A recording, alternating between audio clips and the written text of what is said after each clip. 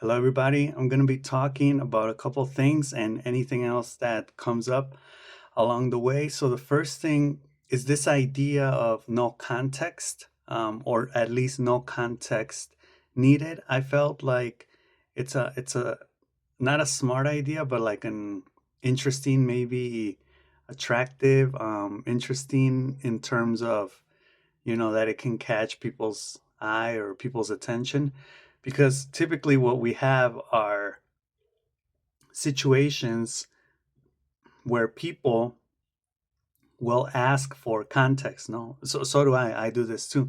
So you need context to figure out what something is or what's going on or how it ties to other things, right? You need to understand the background, the people involved, the timeline, right? Think of a crime. If you arrive at the scene of the crime and you're like, I'm clueless, I need context, right? I need to know about this person's relationships, about what could have happened, about what did happen these past couple of days, weeks, months, years, even. Um, so, context is that. And we all ask for context. I feel like we all ask for context nowadays, um, to a certain extent, because to a certain extent, I'm not saying that's the rule or what's happening, but I feel like we're getting less smart and we're not able to abstract things. We're not able to deduce or fill in the gaps or draw our own conclusions from things, right? So we need everything like explained in detail. And I say no. Why is that necessary, right? We can operate with no context. I can and it's kind of like the inductive way of thinking, right? The inductive way of processing information, because we have two ways of understanding, at least two ways of understanding information, right? Which is deductive. Deductive is basically what I just explained. You give the whole context, right? And then you talk about specific cases. So you go from the general to the specific, or as they call it, top bottom. And it's generally how everything is processed, right? How schools operate, how instruction manuals come, right? Like I give you all the context, all the information. But interestingly enough, throughout the years and our as a species evolution, as human evolution, we have been learning those things which we now deduce inductively. We've been inferring them, right? Which is actually bottom up, which is from a specific case or situation. You generate these general or abstract notions or laws or rules or general application rules or whatever. So what I'm talking about is the inductive way, right? Which is no context. I'm just giving you these isolated pieces of data or information or opinions or ideas or whatever. And, you know, basically you figure out how it makes sense to you, which is actually an important part of learning. As I was reading today, it's not so much giving you the information, but it's making you think, right? And this kind of ties in with meaningful learning from David Ausubel, which is, what do you know about this, right? Because I feel like as students, sometimes students will say something like, "Oh, I have no idea what you're talking about," and it's like, fine, you don't know what I'm talking about, but what ideas does this generate in you, right? What associations come up, spring up? Um, what does this make you think of, right? And they may say, fair enough at first, I don't know, right? Because I'm worried about trying to understand you, which is fine. But as soon as someone thinks about it, or as soon as that person like thinks about it, they may come up with a couple things, right? Like, well, it makes me think, I don't know, it could be even something as weird as, like, it makes me think about how my uncle will, or how my grandpa talks about things that no one understands, right? And it would be like, okay, that's interesting. So, you know, there's a connection. That's the important thing. You have just made a connection, and you have given yourself the context, right? So I'm not going to give you the context, like it makes me think about, as students, sometimes they'll ask for an example. It's funny because I've told students before, like, you're going to do this, and here are two examples of how you're going to do it, right? Okay. And then as soon as they get to work, someone will raise their hand and be like, hey, this is hard. Can you give me an example? And I'm like, literally, I just gave you two examples, right? Like and the thing there is, and I think I've spoken on this, or I've touched on this before. I think they want the example so they can just replicate it, right? Or even work off it. But like 90-80% of it is replicated. It's copied. It's the same thing. They're not really, like they say in Spanish, poner de su cosecha, or they're not like, thinking for themselves, right? They're not applying original or creative thinking. And I've said before, like, even if it's weird, the weirder the better, right? Because that's original, right? It's not common. It's not what everybody's saying. Like, one of the typical ideas, excuse me, behind learning is, everybody learns differently. And I've always kind of, I even think it's like a fallacy or a myth, right? A misconception. Like, wine makes you live longer, right? Like, it's false.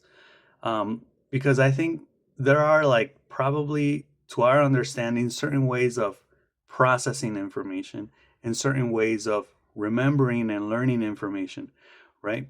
So I don't think like that expression of everybody learns differently makes it seem like each person literally learns differently from everybody else, right? And so you would have like 8 billion ways of learning, and it's like, no, like, everybody probably learns the same way, actually, or relatively the same way. We have to listen, or we have to read, we have to think about what we're doing, we have to do something and practice it and learn from mistakes and then eventually perfect it, right? So more or less we'll learn the same way. If it stays conceptually, such as, I learned how to swim by reading a book, that's like halfway through your learning process. If you learn by reading a book, taking classes, and then getting in the water and perfecting your skill, that's like complete, right? So a lot of information does stay halfway. I'm thinking of, just recently I got into this, I got into this, I started investigating the difference between sensors and intuitives, and this comes from the MBTI, or the Myers-Briggs personality test, 16 personalities test. Um, and I find that to be very interesting, because the way I associate that with what I'm talking about learning how to swim, or learning something conceptually or theoretically, and then actually practicing it, which is kind of like a mean way of saying it, right? Like, if you learn it conceptually, you're halfway there. And because that's basically what I do, I'm always just learning things, conceptually, but I'm not carrying anything out. I'm not practicing anything, right? The intuitives are mental people, right? They're theoretical people. They're people that basically operate with the mind, right? It's just me thinking and reflecting and analyzing, and that's it. And sensor people, sensory as in, the senses, the five senses, are doers, right? So, the question there can actually be based on intelligence, which is a complex topic to talk about. Could be, who's smarter, that person who knows, or that person who does, right? The knowers or the doers. And someone may come along and answer, well, it's actually the person that can do both. The person that not only does, but can tell you how they do it and can teach you how to do it, right? Which is the conceptual part, because I can think of people like, like bricklayers that are experts at their job, or even mechanics. And if you ask them, like, conceptually, like, what are you doing? Can you break it down for me? Can you, I'm trying to think if that has to do with the inductive, deductive, but it would basically be like, yeah, like deductive. Give me the no, it would actually be inductive, right? Because it would be like, from these particular, or help me out on there on the comments, it would be from these particular, like, cases, can you give me the general rules, right? The conceptual rules of what you're doing so then I can learn and I can do, right? And even just the way in which you approach learning, right? Like, since I'm an intuitive person, I'm going to be more like, make me understand first and then I'll do it. And somebody that's, I was like just recently watching this short video of Heath Ledger and how he just like went out and he didn't even go to acting school, or he didn't even finish school, and he was on his way to becoming like a great actor. And then he died at 28, 29. How he was probably a doer, right? Because I think at one point they asked him about school, and he's just like, yeah, I wasn't like, I felt like going to school for 3 years, 4 years would be a waste of my time when I could just be doing the stuff, right? So he was probably a doer, and that's a way of learning too. So back to the example of the mechanic, trying to teach me how to be a mechanic, maybe instead of asking him, and it may even bug him or annoy him if I'm like, hey, can you tell me, can you explain so I can understand? And he'll be like, I'm not a thinker. And that may also sound like insulting, but it's not supposed to be. It's actually this analysis of, there are thinkers and there are doers, and no one's better than the other, because I actually think it's the combination of both that make the world a beautiful place, right? Because well, I'll get into that idea in a moment, but the mechanic, and just to finish off that idea, will probably be like, well, just do it, right? Learn doing it. And for me, that will be hella frustrating because I'm going to be like, well, I don't know what I'm doing. You have to tell me like what this is, where this goes, right? Now, I think if you have doers, doers are very practical, right? So they'll just like, you tell them like, like outside of my house, I had like people that work on the street, and they'll literally like get the job done, but they'll leave a mess, right? And it's like they don't clean up after themselves. It's like, you did a good job, but it looks ugly. Like, it works, but it's not, like, so what I think there is that then you have this balance of people that are like thinkers, conceptually will they will conceptually like represent, symbolically they'll represent like what needs to be done, so then they can make it like, I don't know, look nice, right? And then you have like the flip side of that coin, which would be the other extreme. If you have people that are only focused on symbolically representing things, such as artists, but it has no, like, art has no practical application in life. Sure, it's beautiful, it can make you reflect, think, whatever, but it's not useful like a door or like a cell phone, right? Oh, so I think what, like, for example, third world countries, I think, have the problem of maybe having these two people like disconnected, right?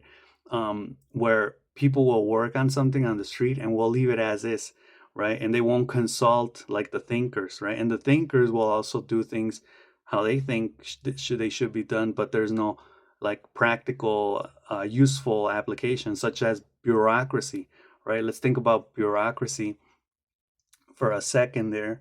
You have people that conceptually will ask you for certain documents, whatever, which are, you have to have your birth certificate, um, like within the last 6 months, right? If you have it like before then, it's not valid. And people often complain about that, and they'll say, well, it's not like my birthday changed, I'm still the same person. Why do I need to get it like updated? Why do I need to pay to, so things like that. So there's no practicality behind that. It's just useless. And, you understand it conceptually because it's like, it's what the list orders us to ask for, or it demands for you to have this paperwork specifically like this, but there's no use in it. There's no, so I think like maybe what the US has is that they have these two types of personalities like communicating. So then one will tell the other one like, hey, this can be better, and vice versa. The other, group will tell the other group like, hey, this can be better, right? And they complement each other like that, which I think that's important because I think it's a real personality issue in society, right? I think that is true. So anyway, I was figuring out like the relationship between sensors and intuitives, and I kind of came to those ideas like sensors are people that will do stuff, right? And they'll be good at it. And you know, it's funny because people that can do things shock people that are thinkers, right? Like I believe thinkers are kind of like I would not do that, right? Like that's dangerous, or what are you even doing, or how do you even do that, right? And vice versa, like people that because I was figuring out some traits from them, and you know, like thinkers are always like, I want to, you know, break this down conceptually and analyze it, and like yeah, basically like break it down into little parts, and that's fine. But then doers don't see the use in that, right? For doers or for sensor people, they're like, just, you know, tell me what this is, you know. Like I'm gonna see if I can pull up some information here that I told ChatGPT to give me from that, and it basically went down like you have something, a tree, and a person that's sensor, like a sensor person will be like, what is it? You know, like obviously this is exaggerating, but it's so you can kind of understand. Like a person will be like, what is it? What's it made of? Right? Like just the sensory stuff, right? And then a person that's a thinker will probably ask like, why, how, right? Like why is a tree there? What makes a tree be a tree, right? Like more philosophical, abstract ideas, I guess. Um, but anyway, well, I'm gonna pull this up. It's loading.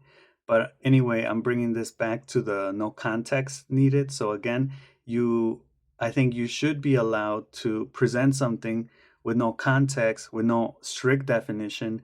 I'm not a believer in defining stuff because it's a lie, right? Like when we have, for example, philosophical debates, and people will say, I think it's important to define and understand what justice, freedom, love, you name it, is. People will kind of like again, like they'll give off their random opinions, they'll problematize, right? They'll make it complex, they'll make the topic complex, and then that's that, right? Like there's really no clear definition of what something is. So since we're already debating, since we're in a philosophical exchange and ideas are being thought of, I think it's more important to focus on the questions that are coming up, right? The associations that we're making, and to try to keep that knowledge like growing and expanding, right? To a certain extent. I don't know why my ChatGPT has been kind of off. Like it's been weird lately. Um, but anyway, that's my argument for no context. And just to finish off this idea, I thought it would be interesting, like as a, like I don't know, like as a brand name or something like that, right? Like imagine something like no context. I think that would be kind of cool to, you know, like I imagine like a clothing line, right? Like no context, or maybe even like an album, a rap album, no context, or something like that. I think it would be kind of interesting, because again, it's defined, it's going against this idea of needing to know everything, such as nowadays, you know, with the rapid growth, which I don't even believe in that, but as they say, the rapid growth of technology and information and all that stuff. You know, there's some truth in that. Like before, the Pony Express was the way of communicating, you know, cell phone and email, things like that. And now, one click away, you're able to communicate with whoever, whenever. Um, so there is some truth in that, but I think people exaggerate on the idea of like, you know, accelerating and, you know, super fast, and no, like people are still slow.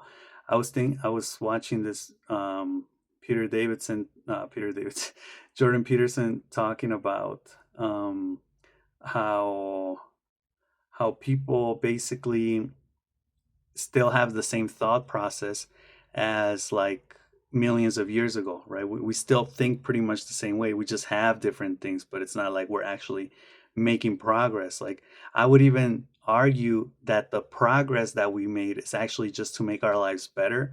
And there really truly hasn't been progress in the name of making real leaps towards, I don't know, space exploration, or more abstract ways of thinking, knowledge, more abstract ways of um, developing even our human selves. That's why I believe in transhumanism, because I think that's the right road. Because and I'm not saying that, I'm not downplaying or invalidating what the advancements in like medicine and technology and things like that, because I think they do make us live better. And actually, it's the fundamental, right? It's like if you buy a house, it's like if you're living on the street, right? Like our primitive ancestors were living on the street. And then it's like you buy a house and now you have a house. And that's how we live now. We have a house, right?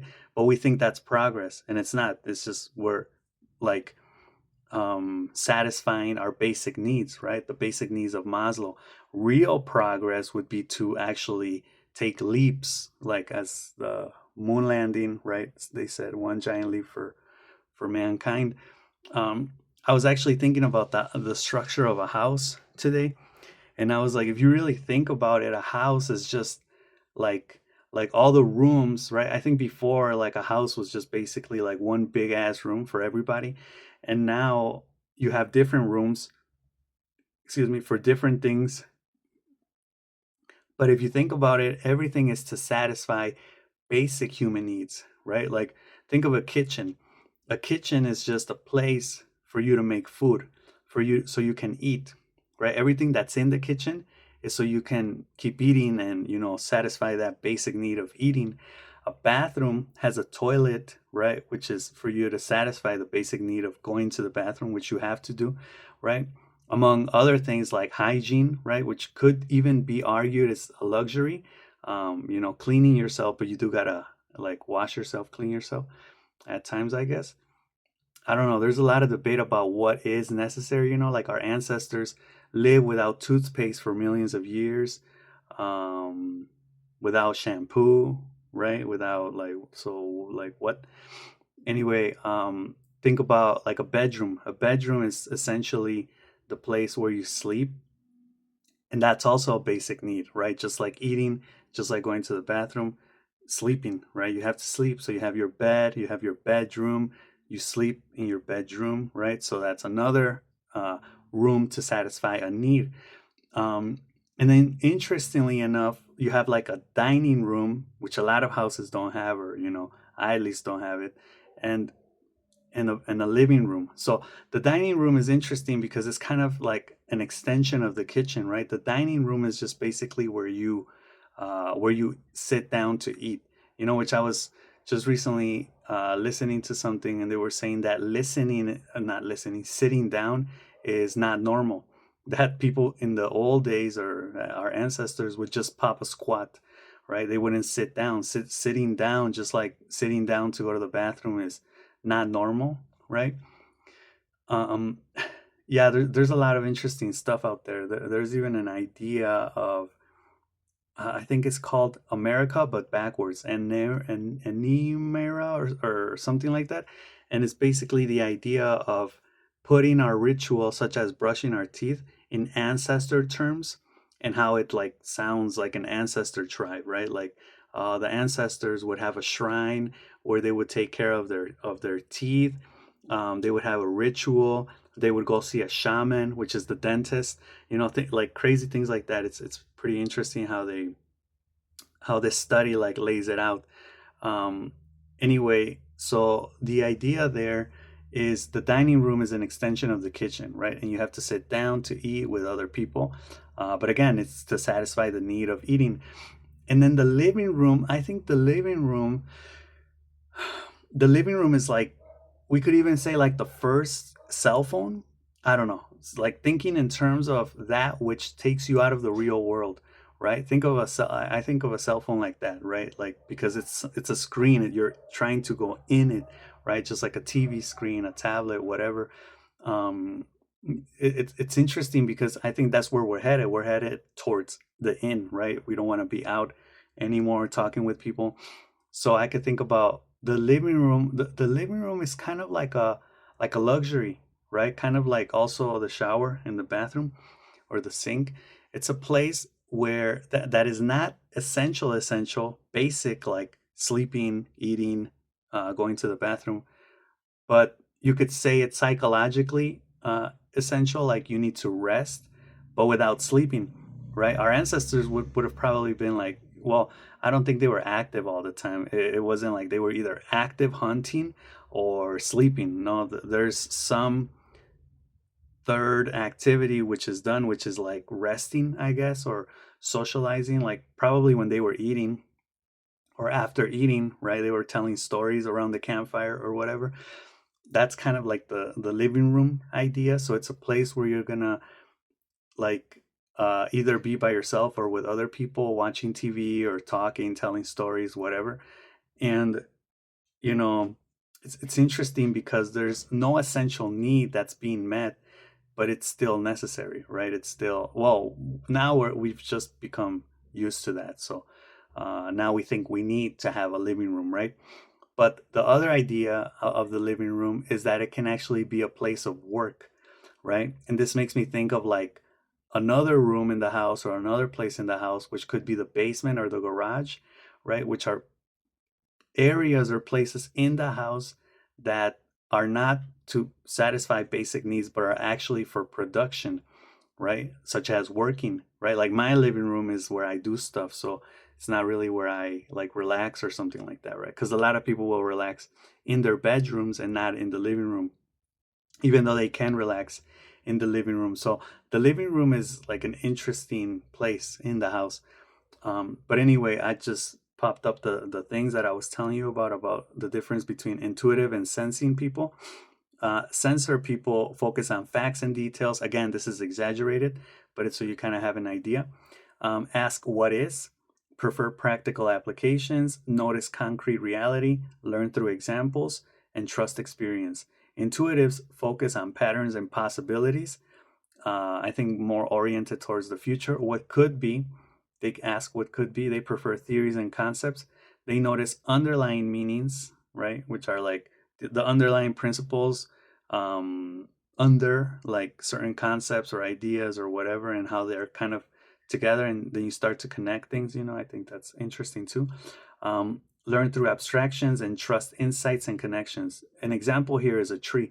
A sensor people or sensory people would probably be like, that tree is about 10 meters tall, has green leaves, and looks healthy. An intuitive person would be like, that tree reminds me of growth and how ecosystems are interconnected, right? A very exaggerated example of connecting, right? But that's kind of like the idea. Another example is watching a movie. A sensory person will notice plot details, remember scenes, dialogues, costumes, focuses on what happened, and an intuitive person will notice themes and symbolism, thinks about what the story means, and focuses on why it happened, right? Um, a quick test can be, suppose I say a man is climbing a mountain, right? Tell me what you think based off that. And ChatGPT says, a sensor may ask, no, yeah. So I tell you, a man is climbing a mountain, formulate some questions for me. So the sensory person may ask, how tall is the mountain? How experienced is she? What equipment does he have? Right? An intuitive person may ask, why is he climbing the mountain? What does the mountain symbolize? How will the journey change him? Right? So again, more uh, like questions that have to do more with abstract stuff, right? Okay, the other idea, I don't know if I'm going to be able to develop it because I'm still trying to understand it, but I've been reading Piaget, and he talks about like the idea of correspondence, right? Which is like the experiment that they did with kids. There are tons of videos on YouTube of it, um, which is like the idea of conservation, excuse me, but also correspondence. So conservation is when, even though like two things are the same and one thing may change, you still know that it's the same thing, right? And children that are like 4 or 5 years old will see something get deformed, such as like Play-Doh, and they'll think that it's not the same thing anymore. They'll think this is bigger, longer, or whatever than that when it's the same thing, right? They do this with liquid too, where they put the same amount of liquid in like a thinner um, cup or glass, and it will be like taller. The liquid will look like it's more, even though it's less wide. But the kids will think that it has more just because it's taller, right? Again, kids that are like 4 or 5 years old. Um, the correspondent idea is typically or classically, or it's done with coins or some type of item that can be put in like a sequence of orders, right? So they'll put, I don't know, red coins, and then they'll put blue coins, right? And they'll have like two tiles or two rows of coins. And what they'll do is like they'll grab one tile of coins or one row of coins, and they'll like, extend them so they seem longer, but they're still the same amount of coins. So again, a kid that's like 4 or 5 will think that that row that was extended is longer and the other one is shorter, right? When it's the same. And then the idea of correspondence is when, even though you notice there are like differences in length or whatever, you're still able to think about correspondence and say, well, no, because the coins, even though these coins seem longer, they still correspond to the same amount of 10 coins, let's say, that are in each row. So it's the same thing.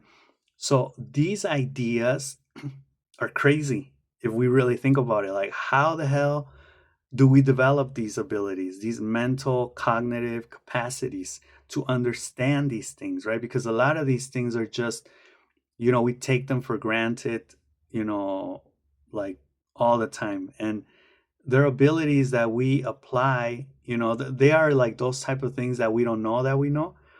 And we know them and we use them, right? But they're crazy. Another idea was the classes or the categories idea, where he talks about like how, and I've seen information on this before. They talk about like the sets of sets and stuff like that, like the numbers, right? Numbers are crazy because a number is essentially abstracted. A number doesn't exist, right? If I say, like Piaget says in this, the book I'm reading specifically is called Genetic Epistemology. It's a short essay, like 90 pages, but it's, I think, one of the last texts he wrote before he passed away. And um, yeah, like you have to know about Piaget already, so to understand what he's talking about here, such as like his developmental stages and all that type of stuff.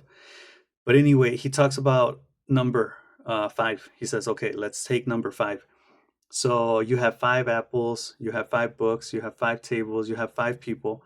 What do all those things have in common? Well, the number 5, right? And that's crazy because you can classify those things based on a number, right? Which exists abstractly. So, of course, you can say objectively or empirically, I see 5 of these things, right?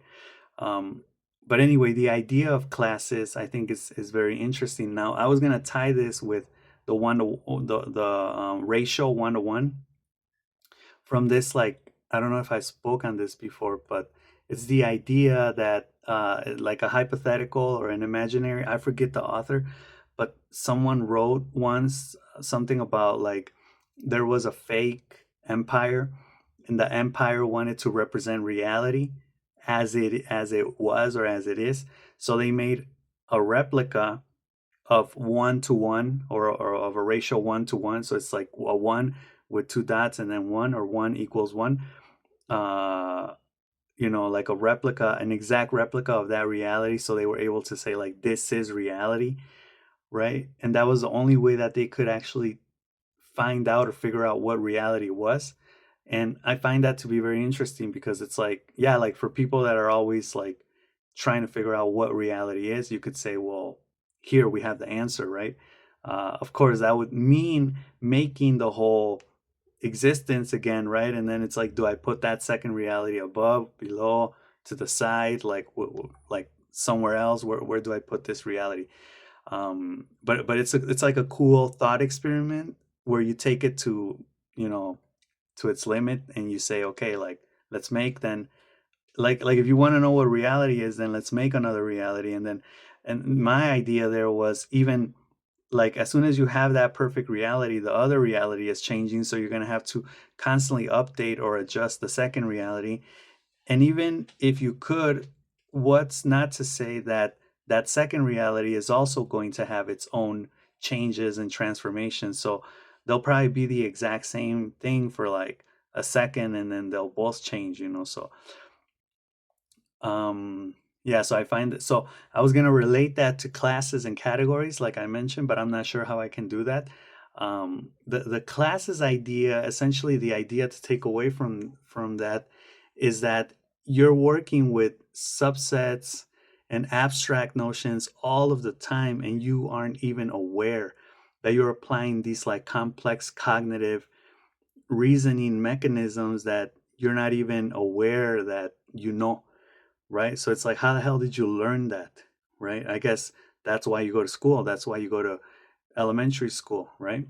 That can be argued so you understand when someone tells you, you know, there are 5 boxes with 3 books in each one of them, and then you understand how many books you have in total, right? Things like that. So, like even Piaget talks about it. He says something about like you can classify something on a correspondent or correspondence based on characteristics, right? So he gives an example of like again with the five apples, 5 books, 5 people, 5 tables, whatever.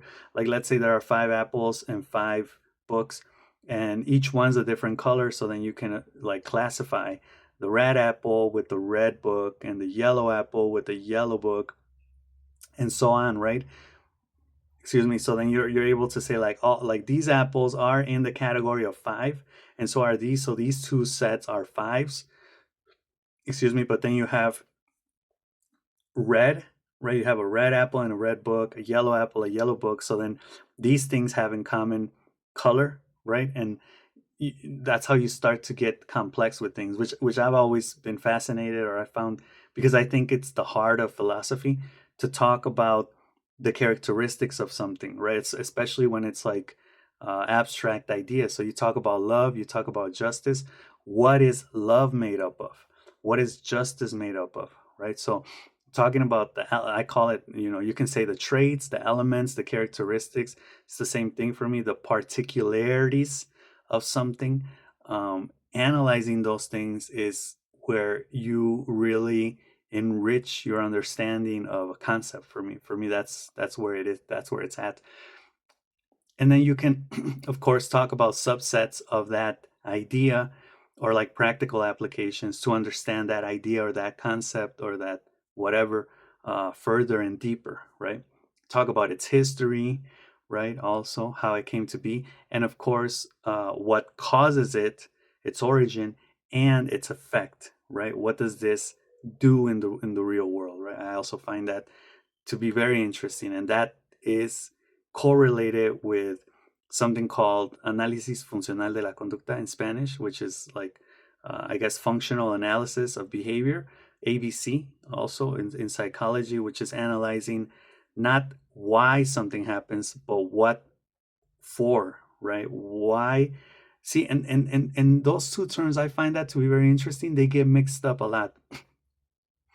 So I say, why do you work? And people will say, I work so I can save money. So I can save money. So that's an effect.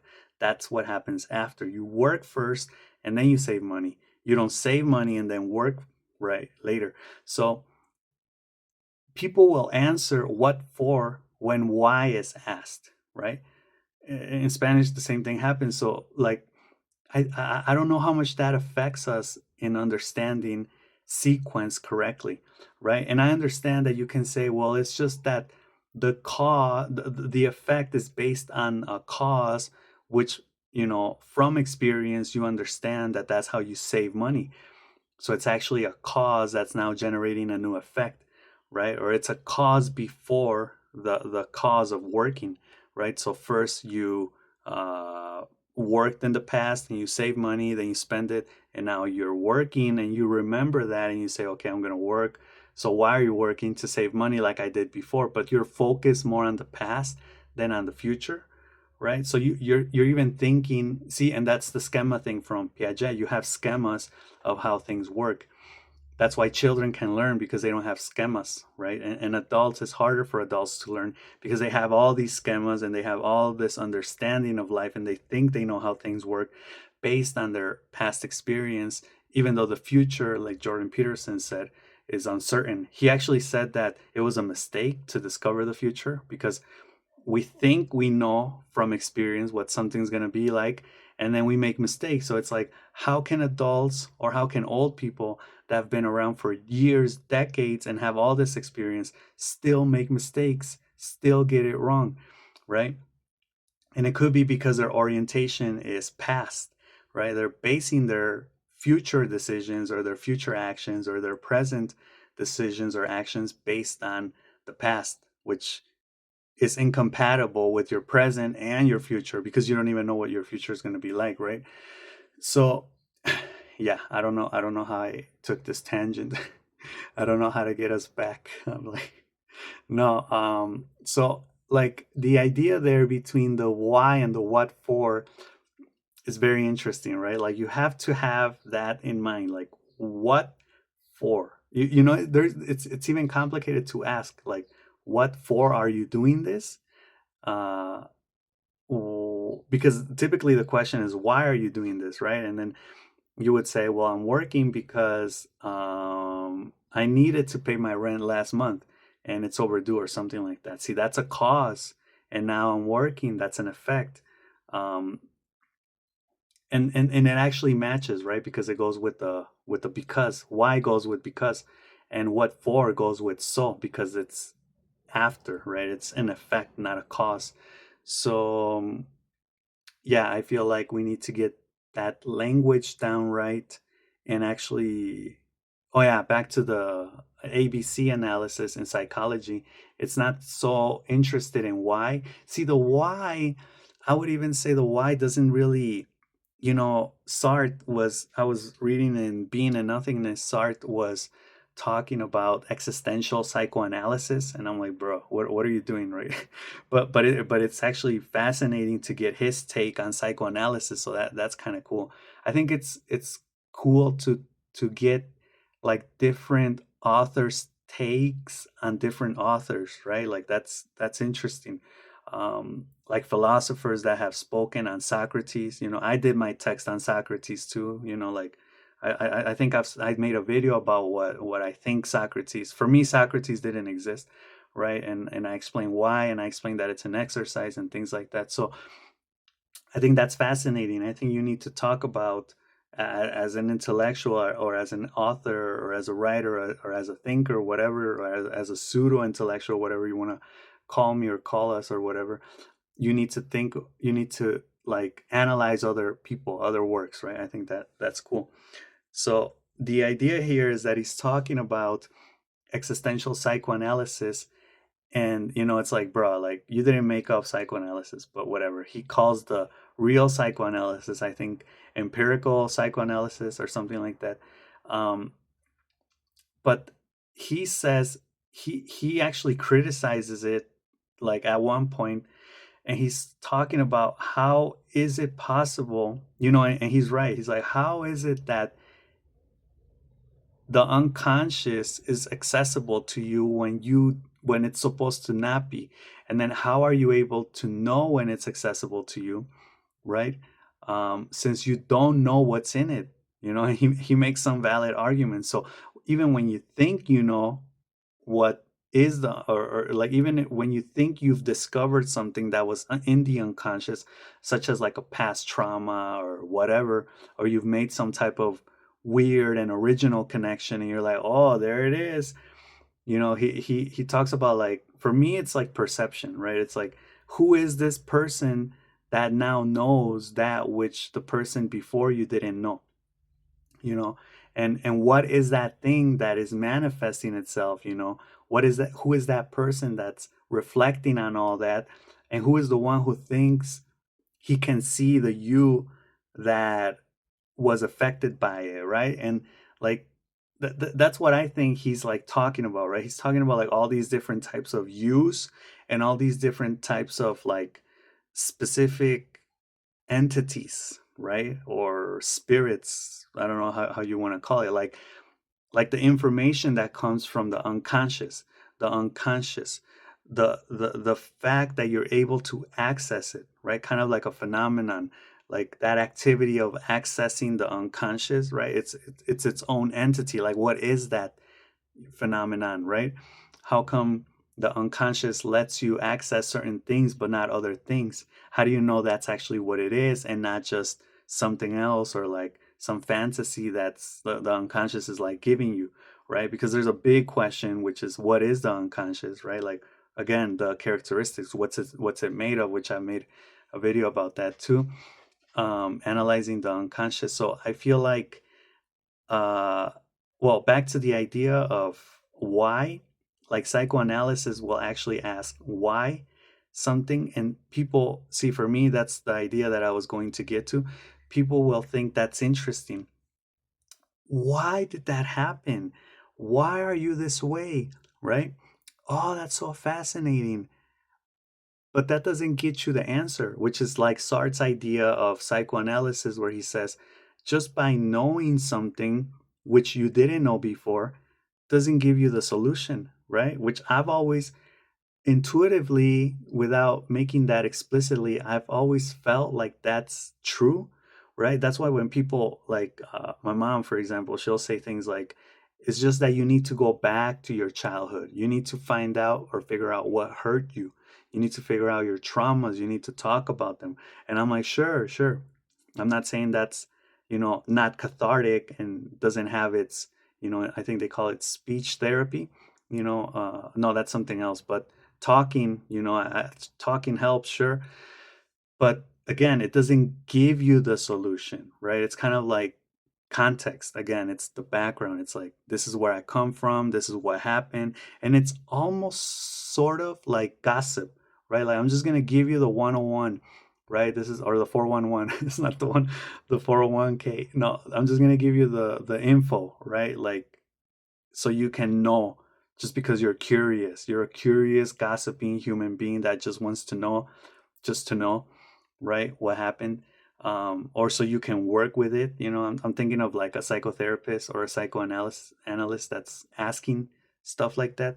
Or maybe not them, because they do have tools, but like an average person, right? Like your friend or something like that. But ABC, again, doesn't focus on, it does focus, it's called your antecedents, or your background, the A, B, behavior, and then C, the consequences, which for me I think are more important. The what for, that idea of what for is strong, because I think to a certain extent it connects with your shadow, with the id from Freud, with other things that you can probably think of, which is like, this problem that you have, or this thing that's going on, has a reason for existing, right? There's a need here, even, that's being satisfied, right? And again, this is hard, because a lot of people are going to be like, why would I bring that on myself? And it's like, well, we're going to find out, right? There's a psychological need that can be symbolically met or satisfied in other ways, right? So it doesn't actually bring a real problem into your life. So again, that's focusing more on the what for, because you could say, why do you have that problem? Let's go with like I'm trying to find love, right? Why do you have that problem? Well, because I want to have love, right? Okay, that can be. But what for? Like, what's it doing for you? What happens after you can't find love? Well, then I get to complain about it. Maybe you like complaining. I get to go out and drink myself drunk. Maybe you like drinking yourself drunk, and then that's an excuse to do that. um Maybe I'm, in all of these open relationships and I can't find, the one. Well, maybe you like having those open relationships, right? And it works more on, not as an excuse, but it is the thing that you're using to satisfy that need. But again, you can have other things that can satisfy that need symbolically. And that's where like a lot of Alejandro Jodorowsky, Carl Jung ideas will come into play, right? Like theatrically, symbolically representing those things. Okay, the last idea I wanted to touch on was that the key for success is consistency. And I think I have touched on this idea before.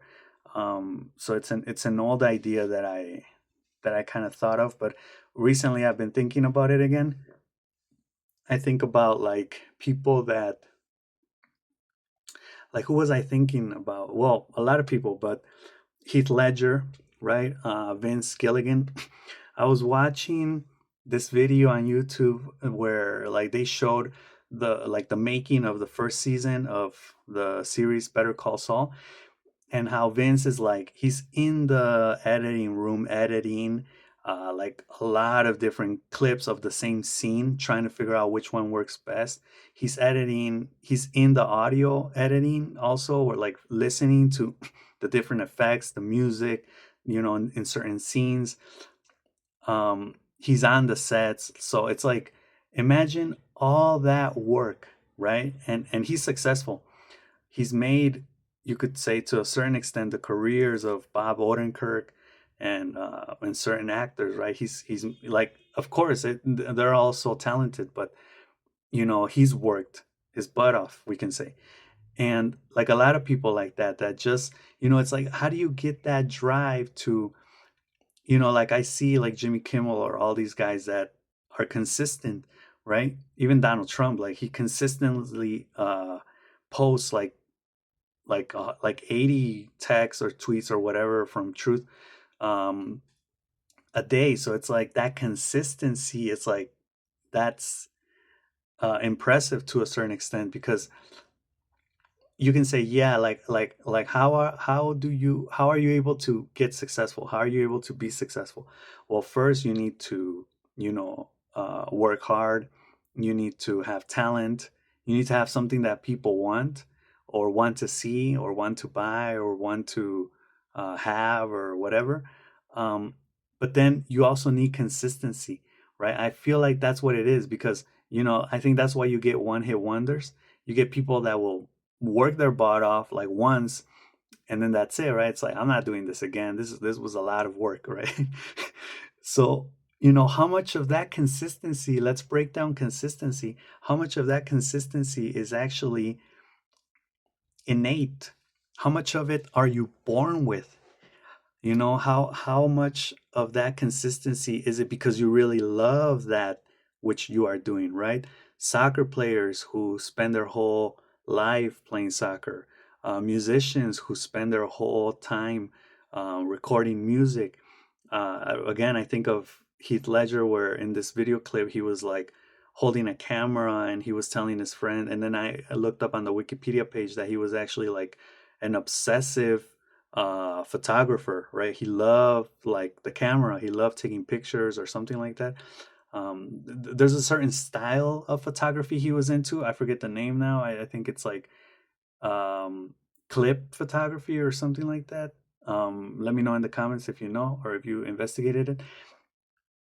But in order for you to love something and to be able to put up with it, because humans, we have this need of, yes, familiarity, but also we need change. We need to, so it's like you start doing something sometime, and then eventually you get bored of it. I think most people get bored of whatever it is they're doing. They can be like, I'm gonna start playing video games, and then I get bored of it. I'm gonna start playing basketball with people from my neighborhood, and then I get bored of it.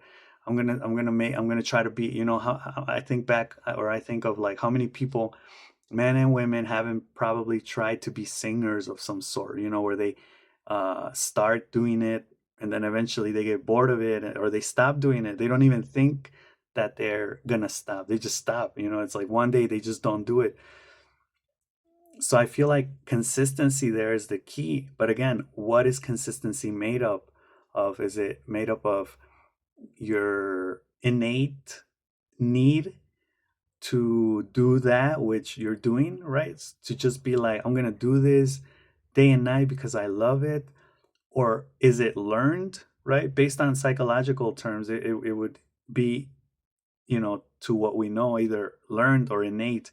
So how is it learned? You discipline yourself, like Michael Jackson's dad did with him. You discipline yourself into being consistent. right? So even though you don't want to do that, you still force yourself to do it, which I feel is kind of like a little bit bad, right? Like that's like kind of making yourself suffer. But then maybe you will be successful. I mean, if success is what you want, success sometimes is not, the path to success is not pretty, right? It's full of obstacles, suffering, along among other things. But could there be a third way, a third characteristic of consistency? Could it be that maybe it's something that you don't obsess over? Because I feel like it would be easier if you just have that innate ability to obsess over it. So you just love it every day, all the time, and you just do it, and then you get great at it, and then you're successful. Um, because I feel like if you don't like it and you force yourself to do it because you kind of like it at times or whatever, then eventually you're just going to grow bitter and resentful, right? Think like Justin Bieber, Michael Jackson. So I feel like to a certain extent, I think like, is it possible for consistency to manifest itself in short, not outbursts, but short moments, right? Like maybe an hour a day, or like 3 days a week, right? So you still do it, but you also avoid like becoming overwhelmed or bored or resentful with it, right? You avoid suffering from it, so you're just kind of like uh taking it easy, I guess. But then we can argue that's not how grades are shaped. That's not how grades make it, right? Grades make it by putting in the extra hours, by going full throttle, by, working nonstop and being obsessive, which again, I say, we have these two perspectives. You can either be naturally obsessive, naturally consistent because you love it, or you're not, but then you force yourself to do it, and then as soon as you're done being famous, you are resentful, and because how is it possible for you to love something for so long? How is it possible for you to love doing what you do for the rest of your life, right? I think those people are lucky. I think they exist. We can maybe talk about um I don't know, like even Christopher Nolan, right? Like he's a director who's been directing his whole life. I think ever since he was a student, and he still directs, and he's still good at it, and he still loves it, right? To what I understand, or up to what I know. So, you know, like think of maybe rock stars. I mean, it's the cliche example, the stereotypical example. But how they reach fame, and then, they bury themselves in drugs and overdose and things like that. So it's like, did you ever actually love that? Right? Like at one point they asked Heath Ledger, like, and I even saw it in the comments, like, were you running away from something when he left to go like across Australia, and then eventually he left Australia? And he says, no, I wasn't running away from anything. I was running to something, right? So it just made me think of that idea. So yeah, and in short, the idea here is that I don't have consistency because for me, and I think for a lot of people nowadays, it has to be something that makes you want to do it, right? That you're even like obsessed with it, that you're passionate about, that you want. They ask like, what is something that you could do all day that you even like forget about eating? And I think I had that before, but I don't really have that now. So um but there has to be something there, right, that you could aspire to, and find and figure out a way to do it, because this is more of like coaching, empowerment talk, pep talk, you know self-actualization. No, it's Tony Robbins style, which is yeah, like motivating people, right? Like find out what you love, which we could debate that later on. Like, is that really healthy? Because I would debate that you also need to be disciplined, and you also need to do things that you don't want to do, and that you are at times going to force yourself to do things that you don't want to do. right? Which is necessary too, to especially to learn and like to get better at things, right? So that's also necessary. Um, but anyway, I think we're gonna leave it at here. No context needed. 1-to-1 ratio in classes categories from Piaget. And the key to recipe is consistency. Again, random topics, just talking about stuff, no context needed. And I think that's where we're gonna leave it off. So I'll see you guys next time, all right? Bye.